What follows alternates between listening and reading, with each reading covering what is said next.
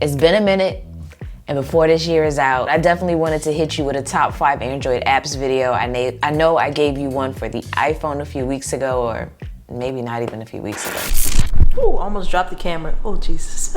That would have been bad. I had to interrupt this video real quick because, you know, I didn't release the video last year, but I did then, after making the video, decide I'd rather release it this year, 2019. Happy New Year to all of you out there. I decided to do this because I just felt it was a good way to start off the year, as I have a lot of great content coming for you. So if you haven't hit the sub button, I think you already know what to do, and I hope you enjoy this video. So I'm gonna go ahead and let the 2018 me get back to what I was saying. Nonetheless, top 5 Android apps for you in this one. Let's go. So the very first app I have for you is called GBox. And this is like the one-stop shop for all of your Instagram posts, because it's gonna give you the tools in which you may need while using it. So you have this built-in glitch effect to add to your pics. You can create that 9-grid composition and then get a preview of how it would look on your Insta feed. You can also preview and download HD quality profile pictures by the username. Or if you need to post a full-size picture without the little crop going on, you can do that as well. And if you find something that you like on Instagram, you can repost it without any issues and still credit the author. And if you're like me and you got that like 20 to 30 second long video and you need to chop it up so that it can be uploaded to 15-second increments on your Insta story, there's a video splitter for that too. Or if you want to have a unique factor to your Instagram post, you can take advantage of the swappable photo, which is really great for panorama or landscape shots. And maybe I'm just not on Instagram like that, but I really haven't seen anybody with a setup like this. So it might be a unique factor for your profile. I'm really curious to see how this light setup looks when I sit down to edit, because it's like I see this shadow as I move. I don't know how noticeable it is on camera, but I have a new light over here to my left, the Aperture 120D. I know, totally left fields from what we're talking about, so we're just gonna get right back on subject. For app number 2, we have Otter. So this is going to allow you to record, import, and search for voice memos and transcripts, because it's basically like a smart voice recorder. It can capture voice notes, transcript the audio into text, and even identify the voice of the speaker. I personally really like the fact that you can search for words in which you have said, because it does do the voice to text transcription, which makes it really great for a voice memo you may have made and you can't find it, but you know a word in which you have said. You can just search for that word and it should find it. You get 600 minutes of transcription per month for free. You also get unlimited cloud storage, and it can sync across 3 devices at no additional charge. You can also import existing recordings or snap photos while you're recording to add that visual context to your conversations, and then play the recording back while it synchronizes and highlights the words in real time. And with inline pics. This is a test to record my voice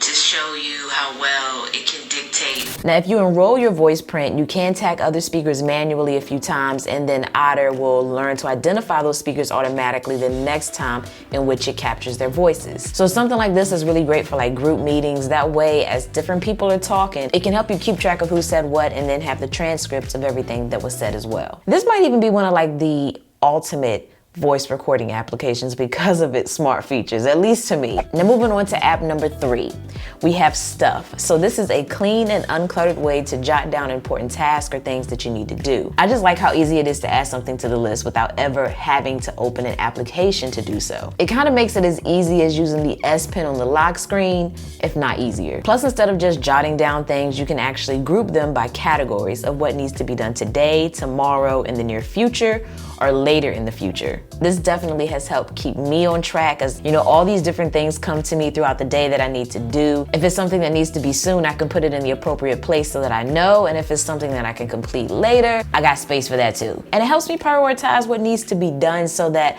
I don't do something that can be done later today and something that needs to be done today later. Hopefully you get what I mean.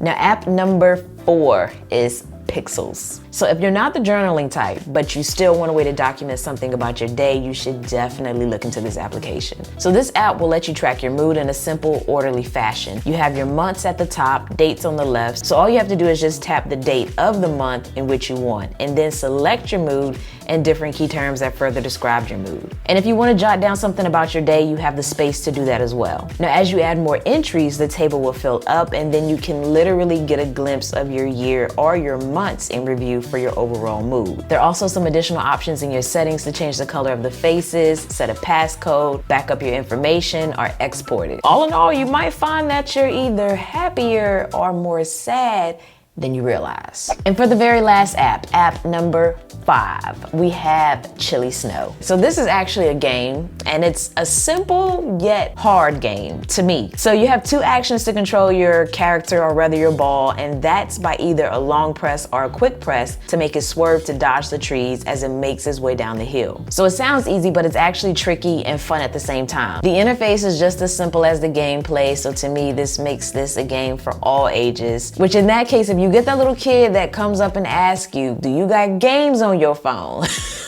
You can actually pull this out and let them play it. Overall, a great game to play when you need something quick to pass the time. But that's gonna do it for this top 5 Android list. I do have another one dropping next month. And if you're not an Android person, I do have one for the iPhone as well, which I will either link down below or somewhere in the video, but either way, I got you. So yeah, if you enjoyed this and you want more content like this, feel free to hit the subscribe button. And as always, thanks for taking the time out to let me tech you out.